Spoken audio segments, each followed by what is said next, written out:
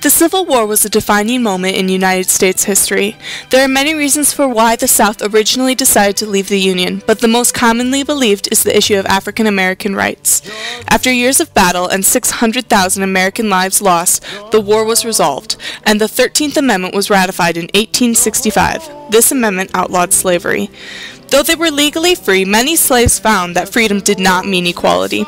Almost all African Americans found themselves working a grueling manual labor job if they remained in the South. Despite the 14th Amendment, which was ratified in 1868, blacks were still not treated as equal citizens.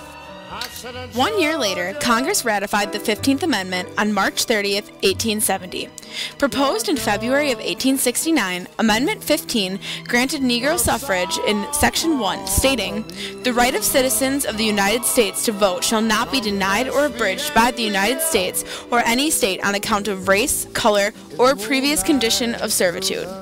The trio of African American rights amendments, later called the Civil War Amendments, pleased abolitionists and temporarily pleased African Americans.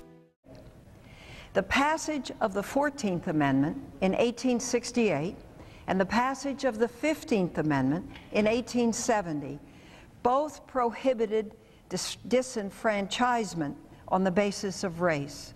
But in the absence of legislative protection for the right to vote, that right has been systematically denied to millions of African Americans for nearly a century. Most black Americans could not vote in southern states as a result of being uneducated. The South found many loopholes to the 13th, 14th, and 15th Amendments, one loophole being the Grandfather Clause, which declared that if one's forebears did not vote in the election of 1860, then that individual could not vote in the current election. This clause resulted in Southern blacks being denied the right to vote. As the 15th Amendment continued to be infringed throughout elections in the South, Jim Crow laws also continued segregation in the South. The famous Supreme Court case of Plessy v. Ferguson of 1896 declared that separate but equal facilities were constitutional, thus allowing segregation. This decision was not overturned until Brown v. the Board of Education, which declared segregation of schools as unconstitutional. Brown v. the Board did more than declare segregation unconstitutional. It began the quest for true equality, the right to vote. The Civil War amendments were all added to the Constitution in a time of ferocious social strife. All three of these amendments were based on the belief that all men were created equal. In reality, these amendments were not executed until the 1950s and 1960s, when a man by the name of Martin Luther King Jr. took the African American rights movement into his own hands. Even though legally the African Americans were declared equal by law for 100 years before the movement in the 1960s, socially they were repressed no matter what the latest political movement. Until America's social conscience changed, any laws were futile.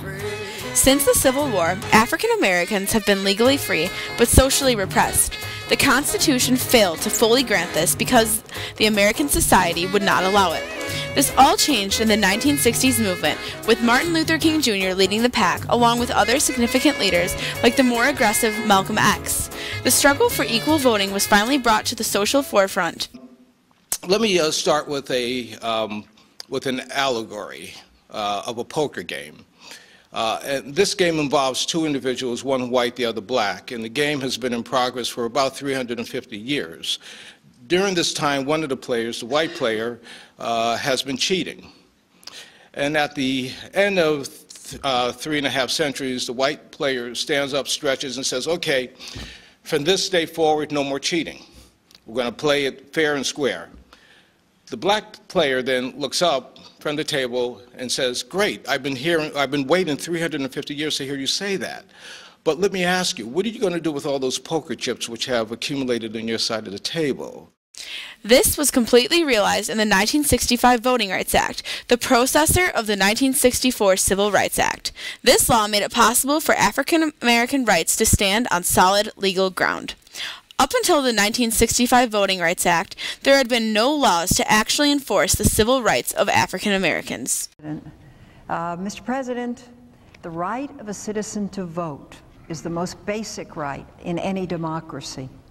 And the signing of the Voting Rights Act in 1965 in this very Capitol Rotunda, the President of the United States, Lyndon Johnson, said these words, and I quote, "The vote is the most powerful instrument ever devised by man for breaking down injustice and destroying the terrible walls which imprison men because they are different from other men. Some African Americans still found a way to become active in the nation's government. As of 2012, the United States has appointed 6 African Americans in the U.S. Senate. The most famous African American man who has been a member of the Senate is Mr. Barack Obama. He served as an Illinois state senator from 1997 to 2004 and ended his term in 2005, making him the 5th African American senator. And then, 3 years later, Senator Barack Obama became President Obama in the 2008 election against John McCain. Also, since 1870, almost 50% of our 50 states have appointed African Americans to the House of Representatives for their state. Since the beginning, our great nation has come a long way. The 15th Amendment was ratified on March 30th, 1870. It granted African Americans the right to vote. The amendment was infringed for almost 100 years until the Voting Rights Act of 1965. Since then, African Americans have been elected in Congress, the Supreme Court, and most recently in 2008, as president. Without equal rights, especially the right to vote, African Americans could not voice their opinion or be seen as an equal individual in the 3 branches of United States government. Sometimes you just gotta go. You will never know what you could ever be if you never try, you will never see. Stayed in Africa, we ain't never leave. So it wasn't no slaves in our history. Wasn't no slave ships, wasn't no misery. Call me crazy, or isn't he? See, I fell asleep and I had a dream. It was all black, everything. And we ain't get exploited. White man ain't fear it, so he did not destroy it. We ain't work for free, see they had to employ it. Built it up together, so we equally appointed. First 400 years, see we actually enjoyed it. Constitution written by W.E.B. Du Bois. When no Reconstruction, Civil War.